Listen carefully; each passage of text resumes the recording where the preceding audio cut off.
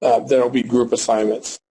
And so you'll be assigned a group, and then you'll work with that group to get your assignment finished. So if there's 4 of you in the group and there's 8 questions, each of you will take 2 questions, and then then when you submit your assignment, everyone will submit exactly the same assignment. So if you're not working with your group and you don't submit it, then you just won't get any points. So, I mean, that's how it'll work. We'll work on that a little bit. So,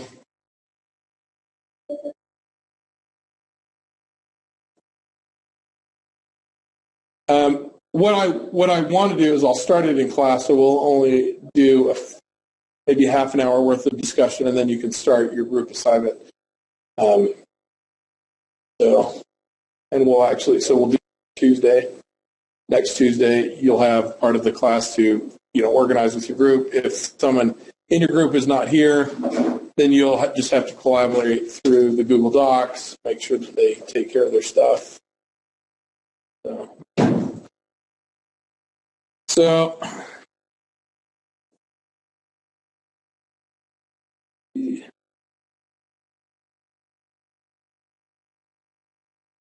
I just did it in this. I was curious to see if we could all log in and make comments and stuff on this, because I have never done a presentation. I've done documents and I've done spreadsheets, but I've never done this. This is kind of an experiment for me.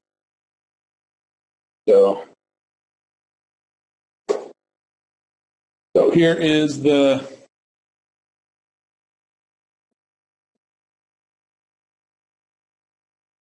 someone who's logged into the. I may have not made it. I can edit it. Can you edit? Can anyone who's logged in there, can you edit? I'm logged in, but it doesn't give the option. It is. Oh, hold on. Oh, wait, it looks like this. So, like on this page right there, see if you can just delete that. It needs to be deleted. I don't know, maybe some. This one, this is click and add title. A link to this? There should, in the Bruin mail, it should have come in, or into the email that you have set up for the class, or you have set up in your My Page.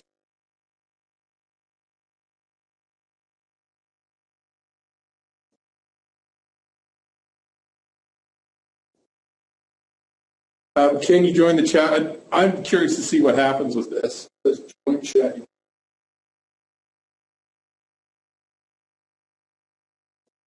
Allow mark. Okay, a little icon, top right. Let me see what it looks like in here. So is the second slide the one that needs to be raised? What? Second slide. It needs. Yeah, I don't know. I don't know if I did that. Also, right there. Anyway. I guess if you want to comment. Oh, I'm seeing it. So I've got that same. Okay, I see. There.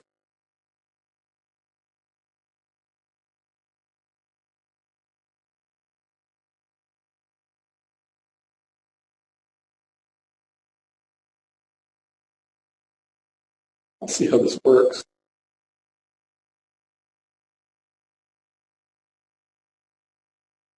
So I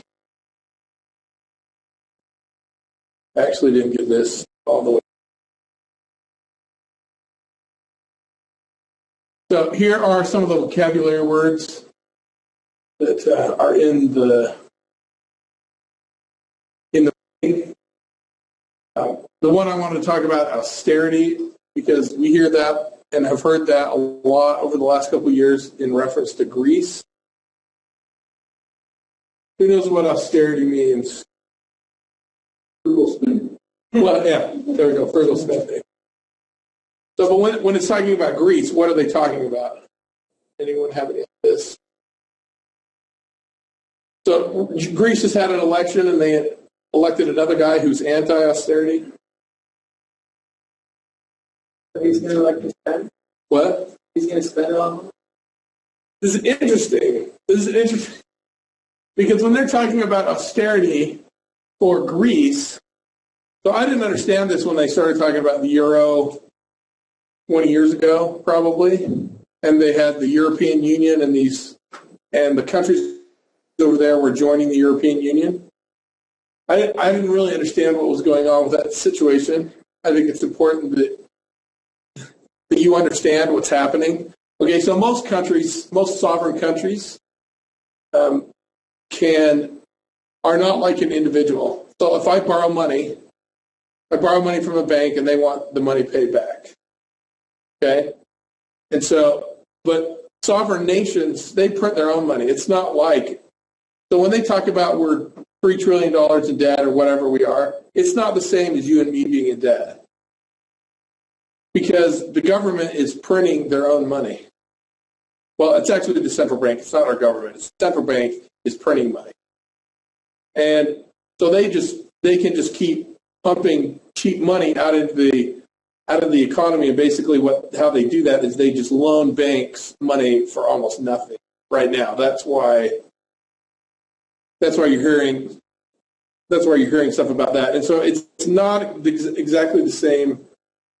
And so what happened in the Eurozone was they joined the Eurozone and they gave up their sovereignty to print their own money. And so Greece is just like the rest of us. They're just like a citizen in the Euro, and they have to pay back their debts. Well, to run their country, what they do is, especially the government entities, they're just paying the government entities. They just give them money. So if you have a government job in Greece, it's awesome because you get paid 3 or 4 times what you could in the private sector. So they're making a ton of money. And so they borrowed all that money just like they had for ages. And now the European, like Germany and some of the other countries, they want their money back. And normally the way the country gets money is through taxation. And so it's kind of like they're now a state, just like Utah can't print its own money or California can't print its own money. They could set up their own monetary system if they want to, but they don't. And so this is what austerity means, is they're trying to keep Greece from spending all this money. And so that's why there's the austerity and the anti-austerity, because the austerity folks are just saying, okay, now we're beholden to the European Union. That's why they want to get out of the European Union. But if they get out of the European Union, then all the rest of the countries in the European Union, are going to have to suffer the consequences of loaning that money to Greece.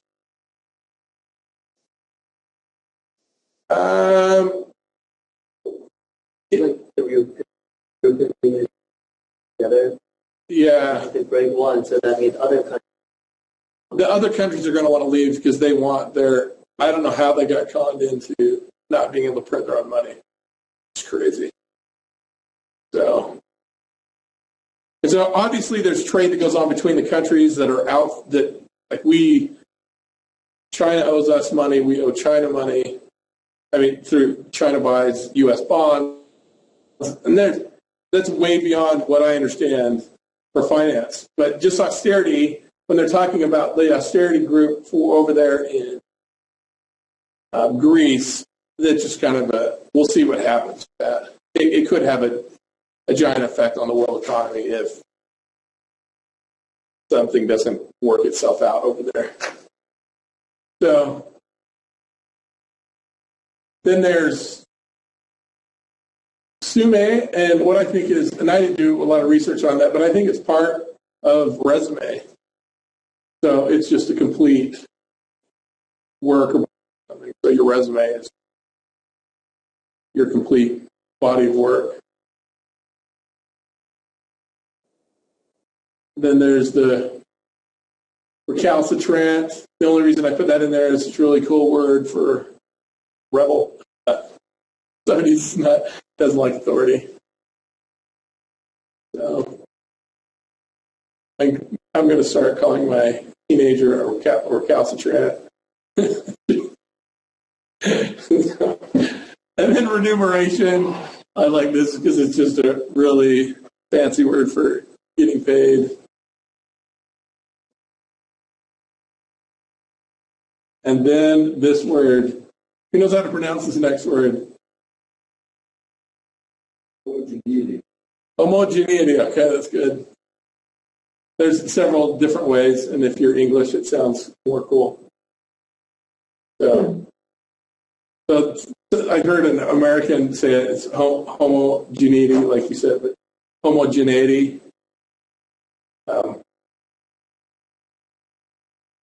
Then monasticism. Monasticism. I don't know. It sounds like a cancer. I just thought it's kind of funny. You want to live like a monk. Now, the ascetic, and the reason I included this in there because I saw, for the people that have turned in their work, I've seen several different definitions for ascetic. So what does the book say ascetic is? Mitch?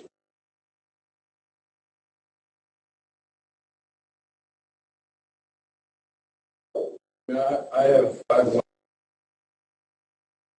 So what's your definition of it? Kind of like what it says.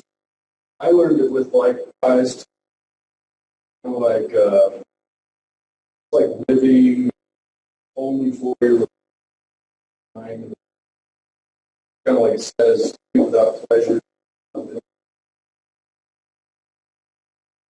Not that the material world doesn't matter.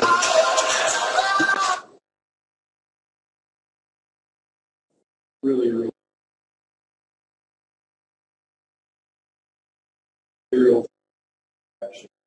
So now you put God in there, but there's some of the Eastern religions that don't really believe in a supreme being. They have this ascetic attitude where Kind of like Buddhism. Buddhism. Yes, ascetic, and there's ascetic Jews too. I mean that's it. They're the ones, if you're in New York, that you can tell they're Jews because you can see their robes and they've got the ringlets and the beards. Hats. The Amish would be, and I thought about that too. The Amish would be a form of the ascetic or asceticism. Kind of like making life.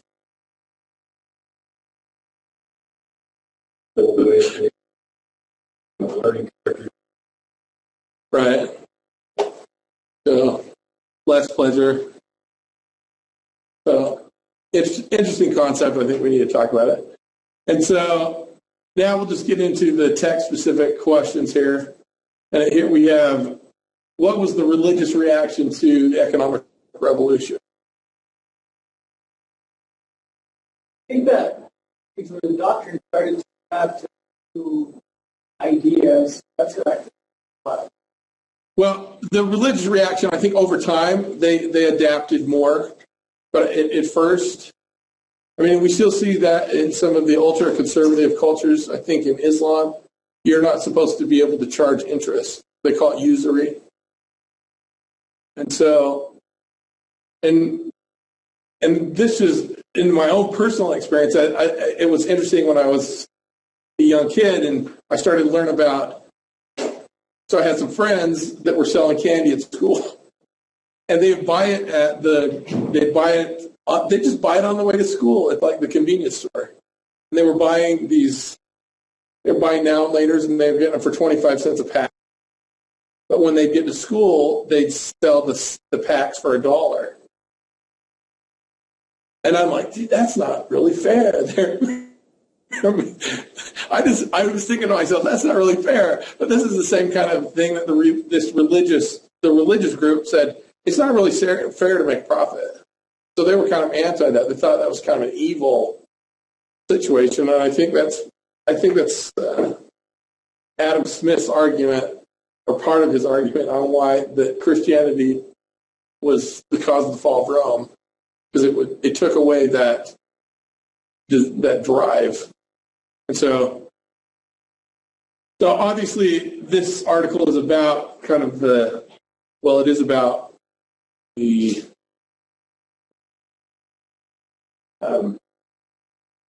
about the evolution of the religious interactions with business. So this is the first one is the ascetic religionist. So what would the ascetic religionist, what would their view of modern business be, according to Ani?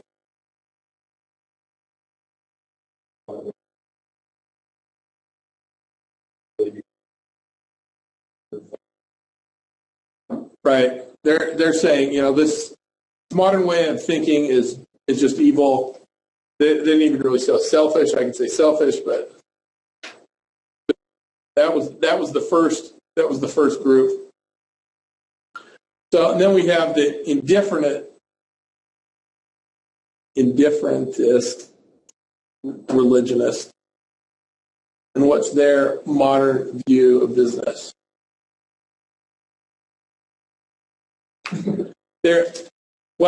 I think it's the way that Tani is talking about this is they are saying, the business is okay as long as it doesn't mess with. So they're actually able to coincide, and I think that's why the later question asked that. That's why most Christians today, I don't know why, well, they say Christians because I think they're talking about the Western world, Europe, that they kind of put up with both worlds. And then there's the renunciationist. This one was just saying where business is just bad. They're just talking about we're just going to give up on. And it's interesting in the article. You have to go outside of the article to kind of figure out. Even though it talks about this in the first several paragraphs, I think Tani does a fairly good job of making it hard to understand what these terms mean. So, and then the quietist, and this isn't the quietist, but the quietist. So this is the religionist that just is just like, I'm not even going to deal with it. I guess I'll live there, but I'm not going to talk about it or anything. So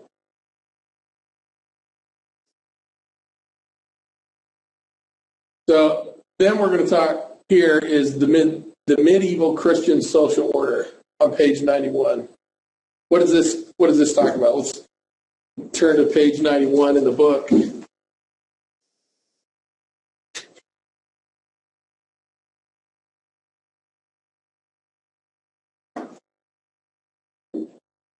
So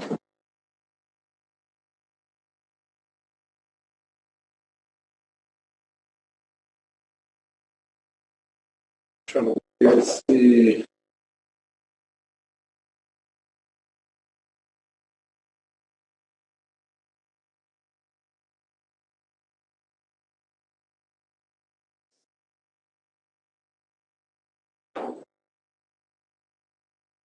So this is the one that talks about on line 10, where it says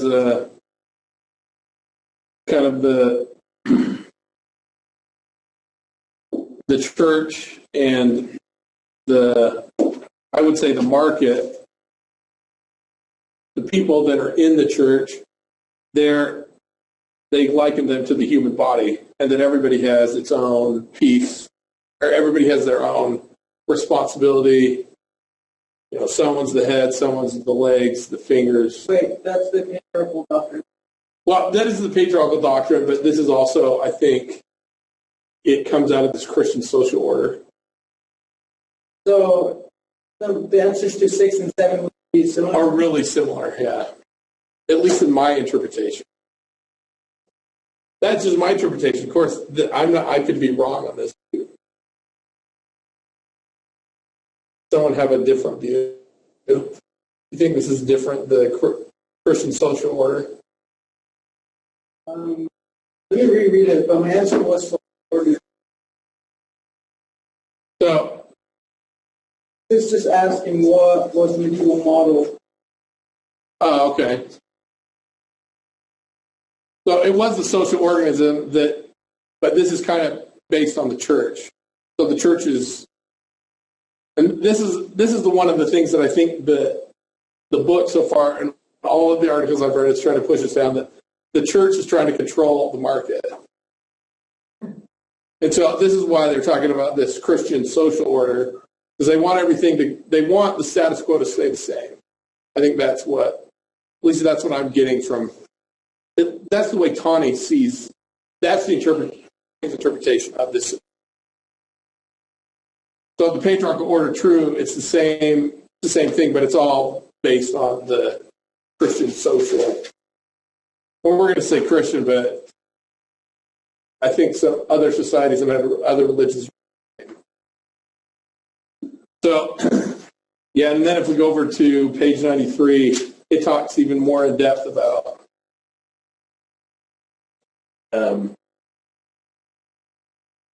this is where it is saying everybody's, well, each individual, at least this is kind of predestined to be whatever they are, which I'm sure was fine for the kings because they're the king. This is great. If you're higher up in society, then it's going to be better for you. So, and I think this is just part of the commentary that they're making on this situation. And then combination, page 95, line 2.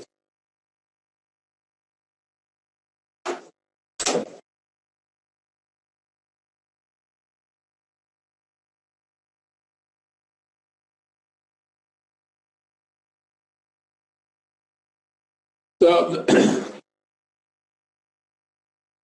the combination here, once again, this is my interpretation. I want to get someone else's interpretation of this.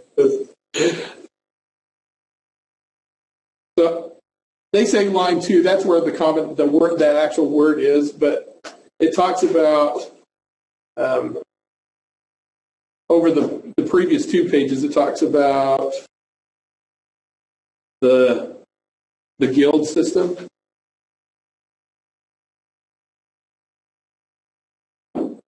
Now, do we still have the guild system today?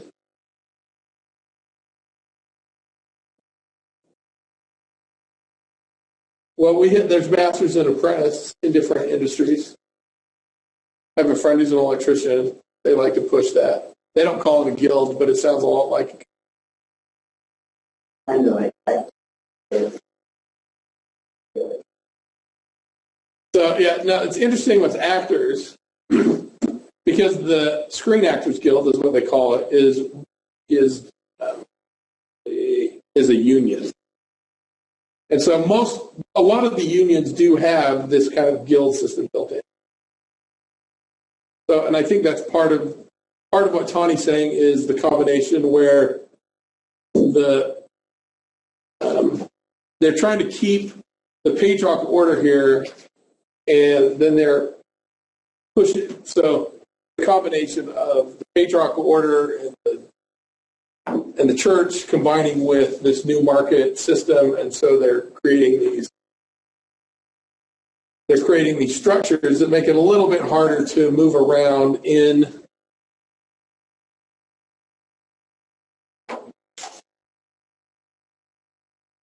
So I'm gonna get off the subject just for a second here. How many of you, if you're logged in to, does it do this to everybody else too? Yeah. It kicks you off of it won't let you stay in. So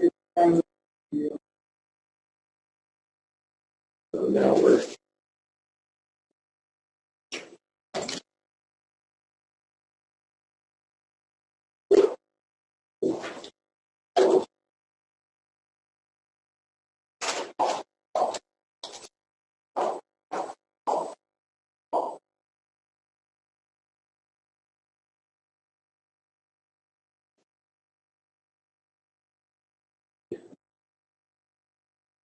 In here.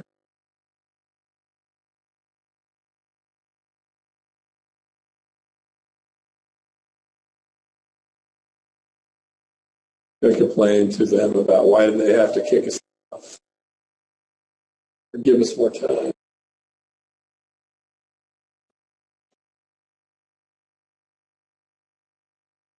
The combination that I think Connie's alluding to or talking about is this combination where they're trying to set up a situation where the status quo stays the same, but then they're allowed. So they're trying to keep that the same, but with these guilds, it helps. There had to have been innovation going on in the guilds as these people were training each other. So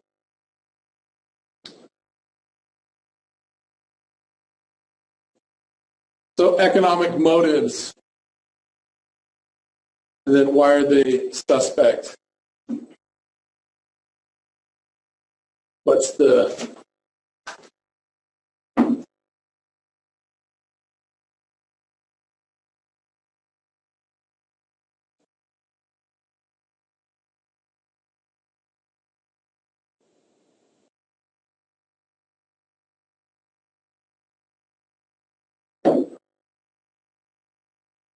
Anyone want to volunteer on why economic motives might be suspect? So,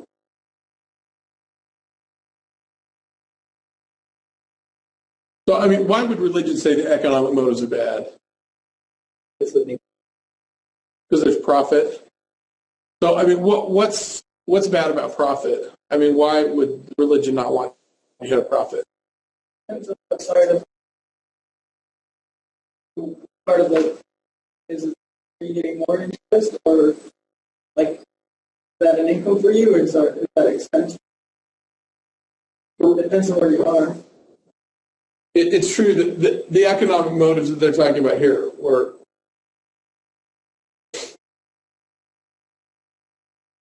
like Samuel said, it's about the profit. Why is profit bad? Okay, so we've talked about greed. Why is greed bad? What is... You can be fair.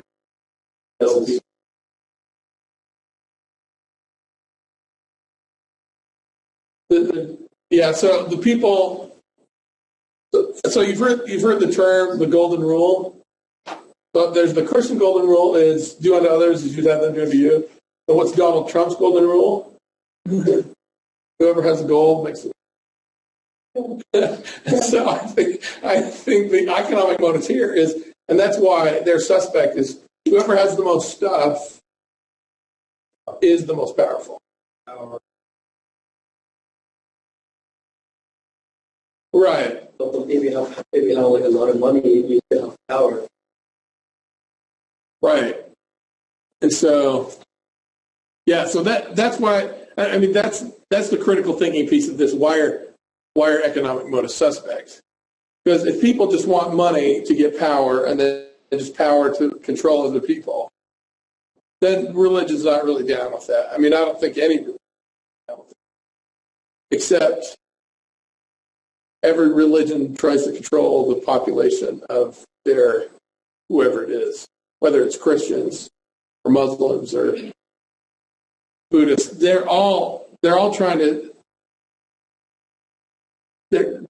give a philosophy that's trying to control the group. But if the group isn't, on the flip side, if the group isn't controlled and greed runs rampant, then you start to, lie and cheat, or you start killing your neighbor or whatever.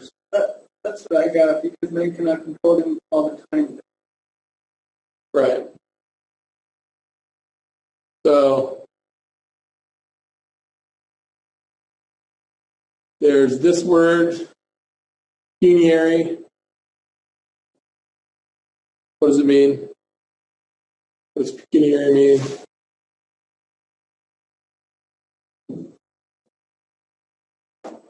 And now that I know this word, maybe I'll hear it more, but I think this is just an older word that must have been used, and maybe it was used more.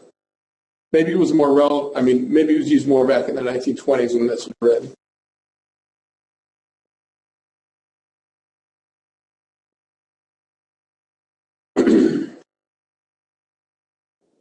So, but it just, what does pecuniary mean? Anyone? You'll learn it. It just has to do with money. Or you could say wealth.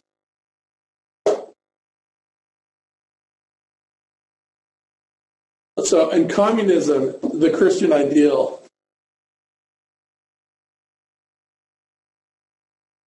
So how many of you have heard that communism is the goal of Christianity?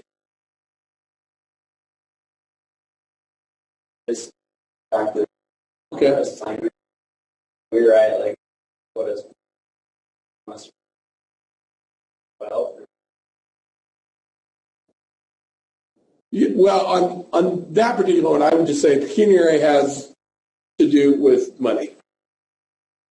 But you don't want us to like actually.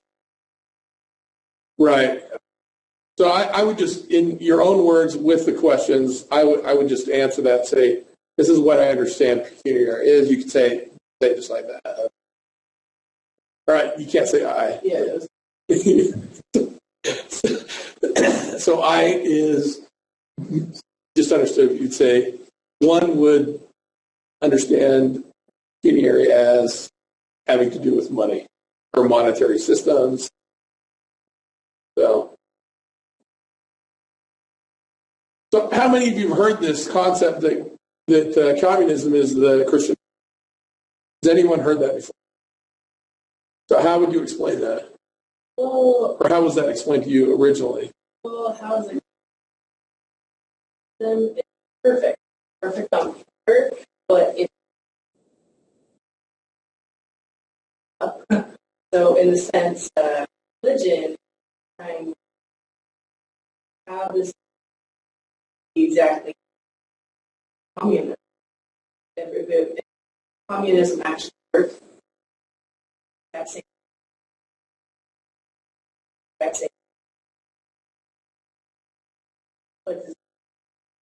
Right.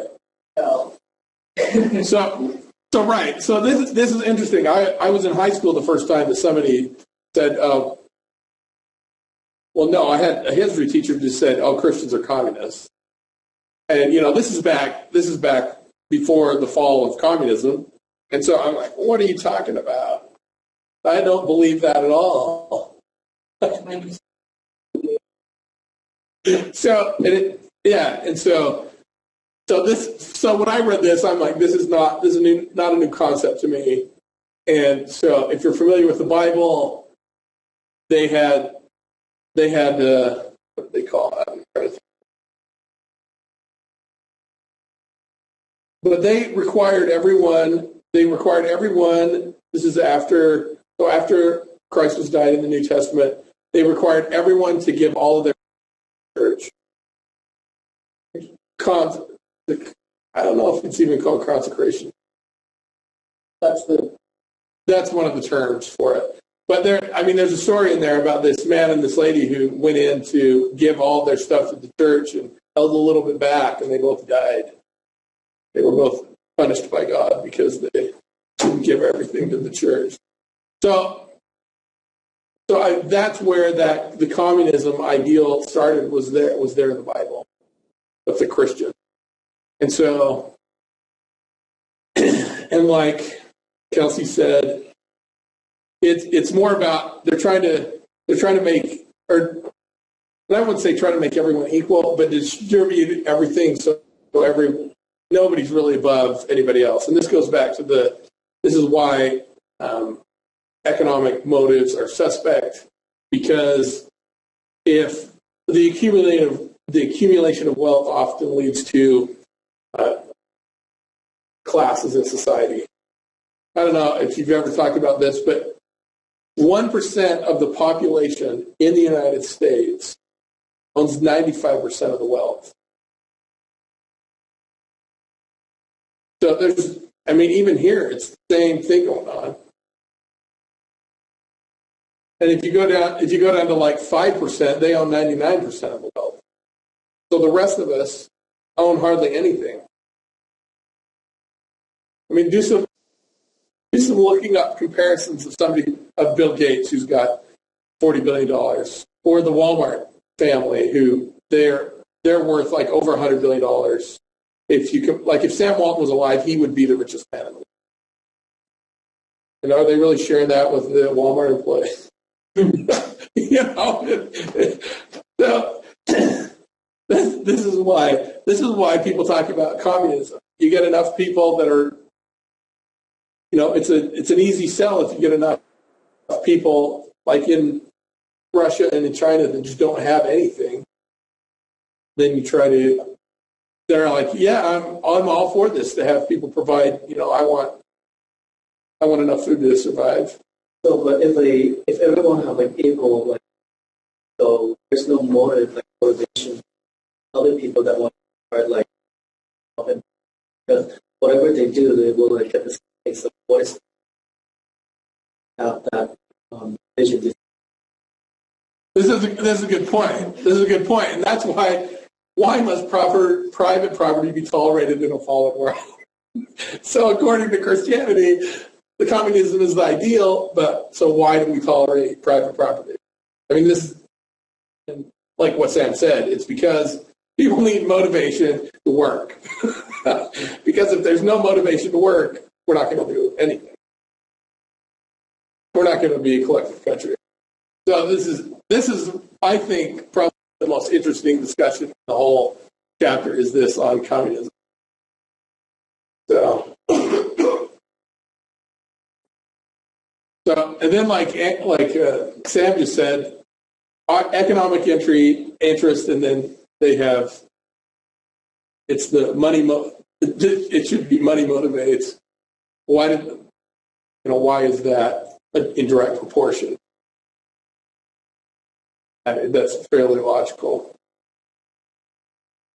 So, to a certain extent, there is Maslow. How many of you have studied or heard of Maslow? He studied motivation. He had a hierarchy of needs. The triangle hierarchy of needs. So, now, when you get to be like Bill Gates is a fairly decent example of this. Once you get to have, okay, so if you kind of understand economics, anybody who's got more than $8 million and can manage their money wise is never going to have to do any outer work. You can put your money in the bank, let it ride on the lowest amount of interest possible, just a couple percent. After taxes, you're going to make, over $100,000 a year. So at $8 million, you're going to have your house paid for, your car's paid for. You don't have to buy insurance. You're going to have to pay taxes, but your taxes will be taken care of with the bank. So once you got to that point, money is no longer motivation. I mean, that's worst case scenario. I mean, there's people that have less than $8 million that aren't worried about it. So, but if you get $8 million, so anybody who's got more than $8 million, money is no longer a motivation at all. So there's other things that. So what does Bill Gates do now? Anybody know what Bill Gates does? Does he run Microsoft anymore?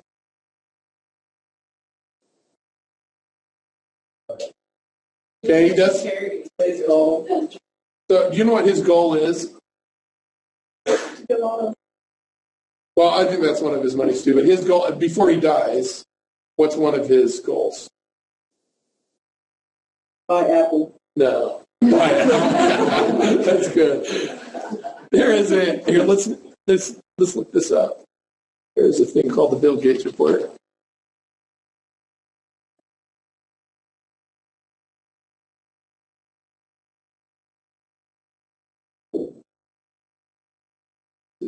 Oh, it's just the annual letter. Let's see how.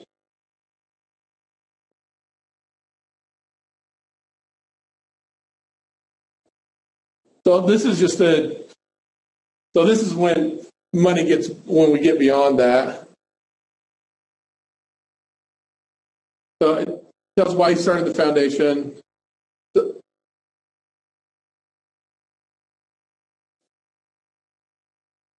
So this is if you can read that, the lives of people in poor countries. So this is somebody who doesn't need to worry about any money anymore. I'm trying to see if they're.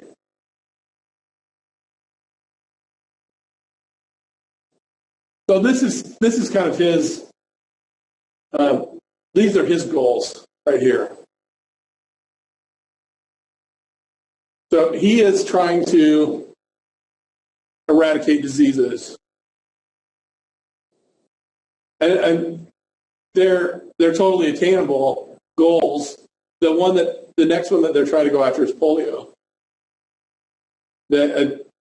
He said just recently. He said there hasn't been a new case of polio in 6 months in Africa. Like 1% now.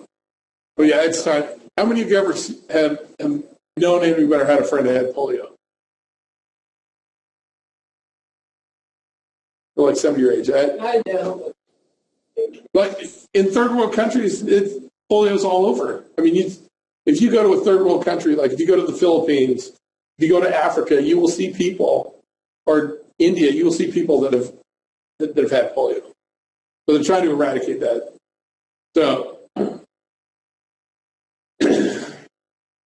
it's kind of off the subject, but just explaining to you that the money motivation changes as people, once you have so much money, then your motivation starts to change.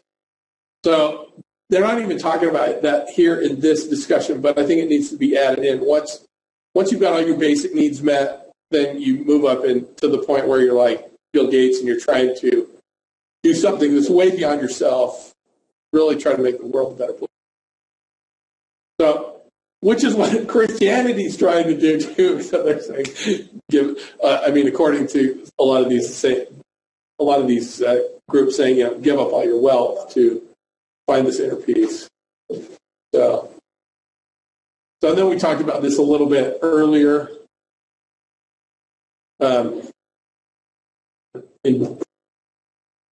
Indifferentism. I can't even say it. So we talked about this. Why are Christians considered indifferent, having a different attitude towards religion at this point? So if you follow both of them, more what you want without you don't want to have sins, you have to follow everything. Is that more of a problem? Well, the indifferentism here equals Christians is because that's what the Christians, because if I'm a Christian, which I am, then I'm going to say, business and profit motives may live in a fallen world. I'm going to accept all this, but I'm still going to be a Christian. So I can live with those two separate beliefs at the same time.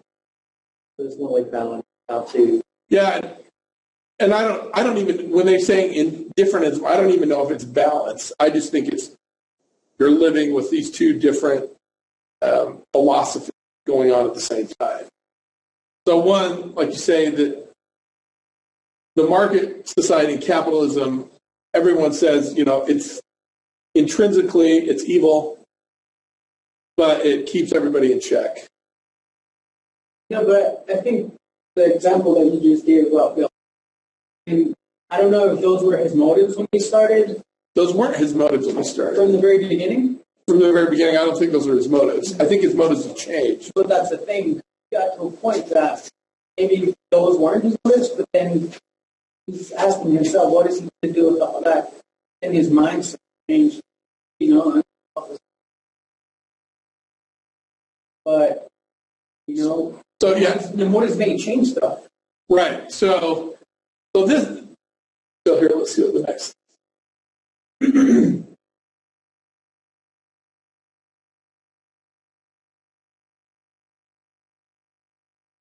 So I want to wrap all this up into so this is an interesting question. But I think this is going to be the gist of the whole class. So religion is trying to bring this inner peace. I think all religions are trying to bring an inner peace or some kind of inner peace or happiness in this life. And so then capitalism is also, let's say capitalism with the economic motives. I think that's also the driving motive there. It's people want to be more comfortable because they want to be happier. Which, going back to the nonsense, it's really a nonsense thing on both sides, because I think that's what people. So that's part of my thesis for this class is, okay, it looks like there's two roads here. There's the religious road, and then there's the non-religious economic road. And with this indifference, they're both moving down at the same time.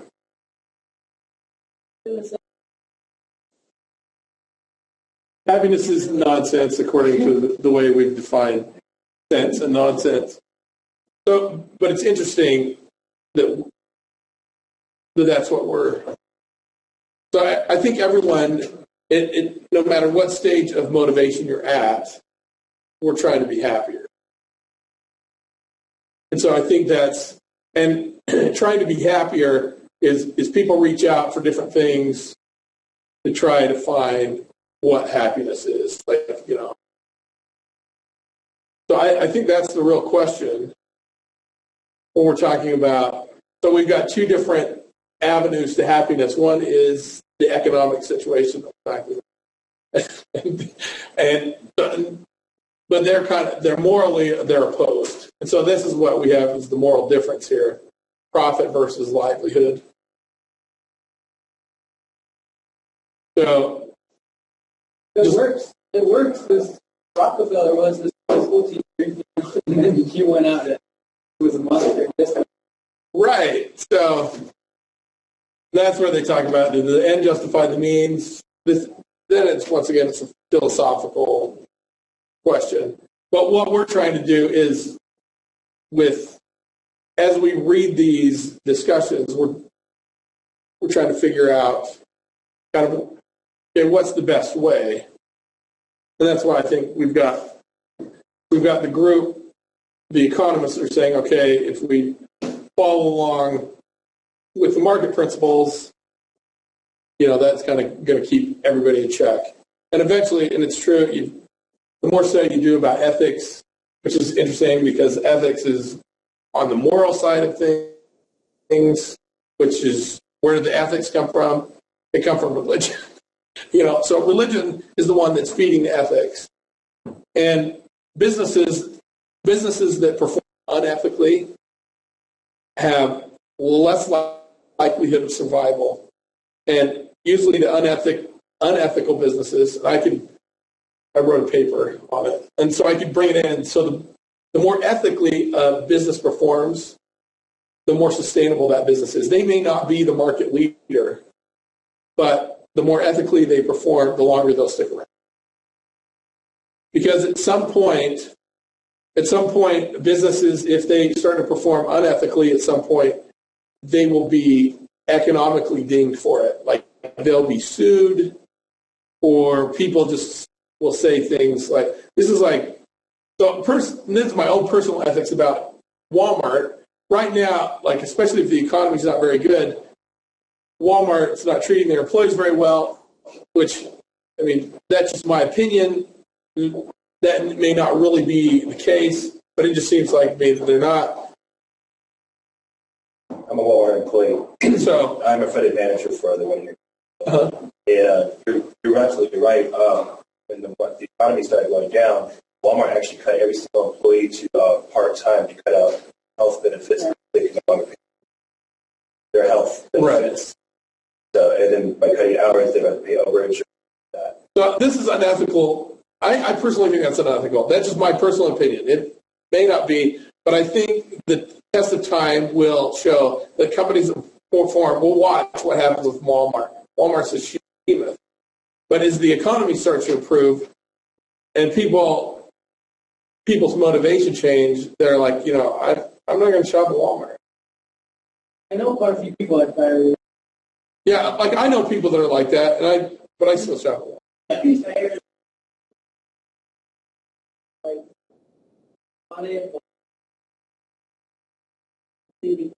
That was part of it.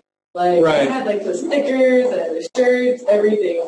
We thought it made they have a lot of money, and they'll go through. But we'll They see. actually lose money at the center part because not as many, but some physical there, but they in that zip code and that. Okay, so Mitch. Me, I get the whole like Walmart thing, but it seems like their business doesn't. They might have all the money in the world, but their business model is the lowest prices. So if a certain Walmart, if it doesn't fit in that certain Walmart's profit margin, pay the benefit, what's the purpose of having that Walmart? If every Walmart's not profitable, there's just so many of them. Yeah, that's why they're so rich. There's many of them. But at the same time, it's like maybe each Walmart doesn't have that much profit margin. Like when the economy tanks, you have to do that for that Walmart. That's the reason why they're strategically changing a lot of their policy. They're actually now, you actually find something online and in stock at that store, say Best Buy, Walmart will ad match it right then and there, your business. That's how they're changing their profit strategy because the economy has dropped.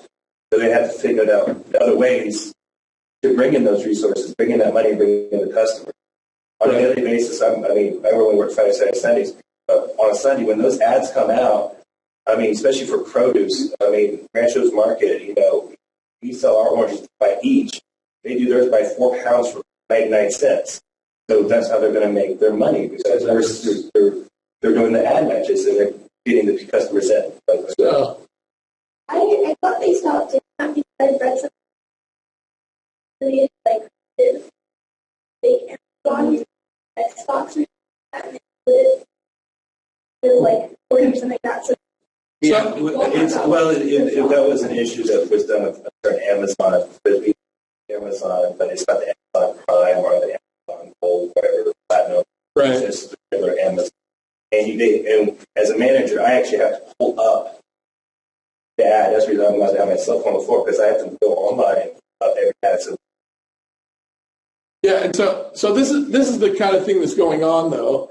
So this is what Walmart is either going to have to change and become more ethical, or they're going to lose business. And this is the thing. We're having this discussion now because we don't think Walmart's ethical. And so this is the type of thing where doing the studies over time, companies that are not sustained, if they don't have sustainable policies, they will go out of business for whatever reason. It's interesting. I lived in Texas. If you live in Texas, there's a store called HEB, and they beat Walmart. They beat Walmart in those areas, and they are more expensive. And I still don't know why, but HEB's got their own brand of stuff. They're great. I would rather shop at HEB than shop at Walmart. And you can tell if there's an HEB and a Walmart right next to each other, the Walmart's dead. The HEB is just packed.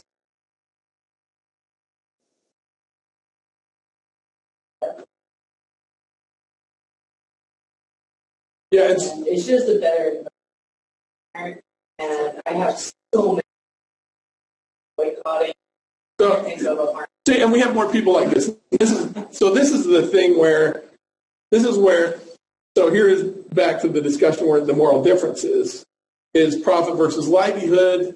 You need a sustainable business model.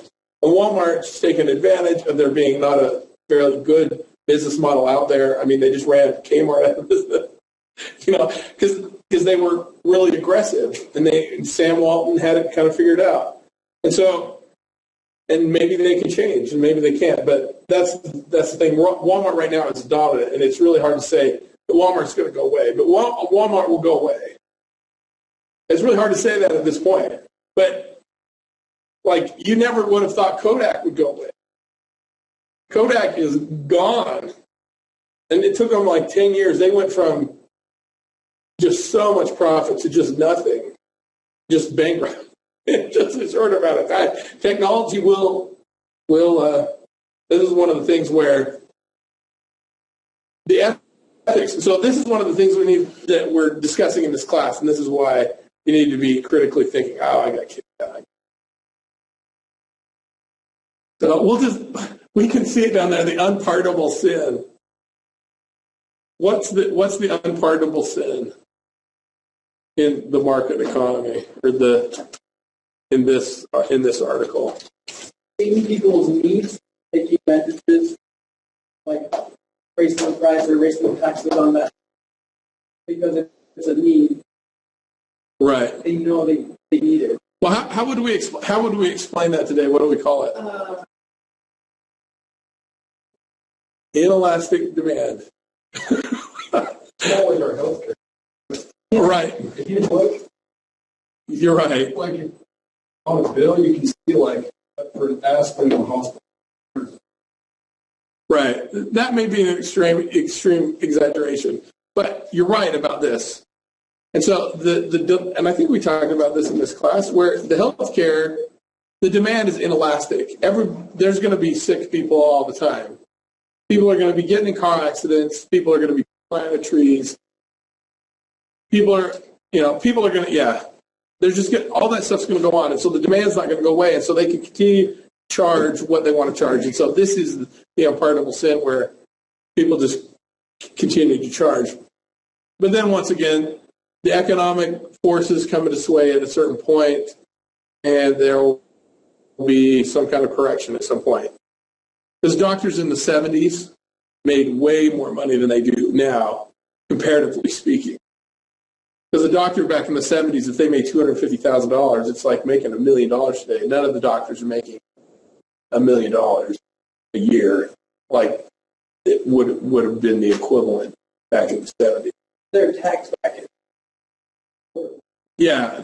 So They also have liability insurance isn't that bad. I have a friend who's he was an anesthesiologist, and then he got a pain certification. He makes, I don't know what he makes now, but so when he got his first pain certification, so this was back in 96, 97. It was in Columbia, South Carolina. He went into an anesthesiology practice. There were 40 doctors and 3 pain specialists. So there were 37 of them, and these 3 pain specialists were bringing in more revenue than the other 37 anesthesiologists combined. These 3 guys. So his schedule was Monday through Friday, 7:30 to 2. And he had 9 weeks of vacation a year. Sounds like a pretty good deal. I'm guessing he was making $400,000 plus a year. And he left because he didn't think it was fair. Started his own practice in Idaho. I'm just like, what kind of craziness is that? So, and he's too good for me because he won't even return my emails when I email him. So, but I know he's out there. Just funny. But that's why over time we'll see. I wonder what the critical thinking discussion will be in 50 years about Walmart. I mean, because we talk about all these other companies like JCPenney's that at one point just dominated, and why are they gone? IBM is not the same thing as it was in the 70s. So also, like, I know that the market is actually like back, but they're like on the verge. Exactly. Like, Target is they're fluctuating, but I can bet in a couple of years. Yeah, it's interesting to see. I mean, there's the stuff that's going on like Amazon. If you've got Amazon Prime. Oh, yeah. Yeah. Yeah. And so here comes a new business model. You know, we shop online. We don't even have to go to the store. I didn't even go into Walmart to match price.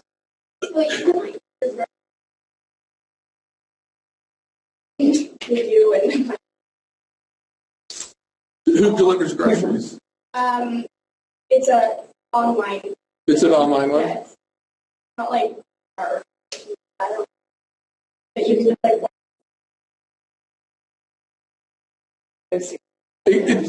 In Utah, we're too spread out, but I know there's been places like that in New York for forever. like little corner market, pop shops for delivered in New York. We were like within like a certain block radius because that's what's out there. Yeah, I mean, you don't. The market. You don't. Like I had a friend who lived in Boston. He said, I never saw the store where my food came from. I just got this order list, then I faxed. And this was back in the fax days. I'd fax it in, and the box with my food would show up on my door. He said, I never even saw the store. That was like 25 years ago. I'm feeling away. And you can. What was the patriarchal doctrine? So the patriarchal doctrine is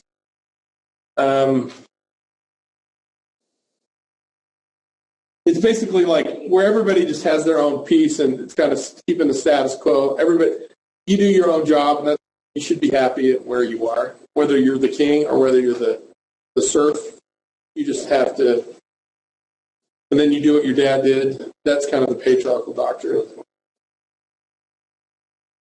Well, individuals working together collectively in the society to make stuff work. Mitch? What monopoly laws would you play for Walmart? Everybody else is out. That's interesting. I don't think food would ever be there would ever be a monopoly on food. I mean, that's just my opinion once again. But Russia tried to do it and it didn't work out for them.